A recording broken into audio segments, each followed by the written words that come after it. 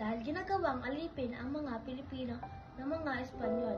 Kinakawawa ng mga Espanyol ang mga Pilipino sa pamamagitan ng pagpatrabaho sa kanila ng matagal na walang bayad. Sobra-sobra ang ginagawang pangongolekta at hindi binabayaran ng tama ng mga Espanyol ang produkto ng mga Pilipino.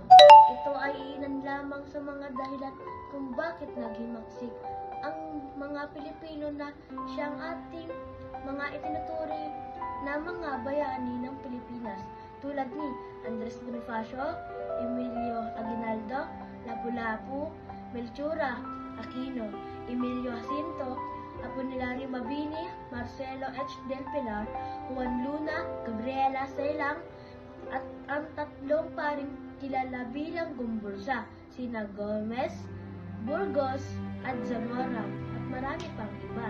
Dahil sa pamagmamahal sa bayan at sa kapwa Pilipino na naghirap sa kamay ng mga Espanyol, kaya nila ibinuwis ang kanilang mga buhay para sa kasalukuyan. Marami pang ibang pag-aalsa sa iba't ibang panig ng mga Pilipinas dahil sa mga patakarang politikal, panrelihiyon at pang-ekonomiko ng mga Espanyol.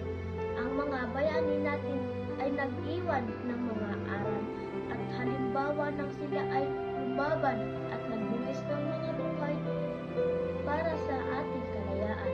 Ipinamalas nila na ang pagmamahal sa sinubuang lupa at sariling lahi ng pinakadakilang anyo ng pag-ibig. Ang kalayaan ay hindi nanghuhulugan na malaya tayong gawin anumang ang ating naisin, bagkus ay may kalakal na responsibilidad bilang mamayan.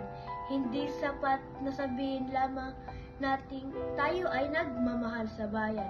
Dapat na may kaakibat itong gawa upang bigyan halaga ang mga katutubong Pilipino at mga bayani na nakikipaglaban sa mga Espanyol para sa kasarinlan.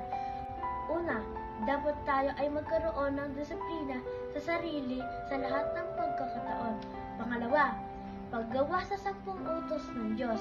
Pangatlo, paggalang sa mga sagisag ng bayan. Pang-apat, paggalang at pagmamahal sa kapwa. Pang-5, pagngangalaga sa kalikasan. Pang-6, palaging mahalin at igalang ang mga magulang.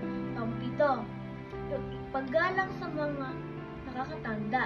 Pang-8, maging mabait at masipag na anak.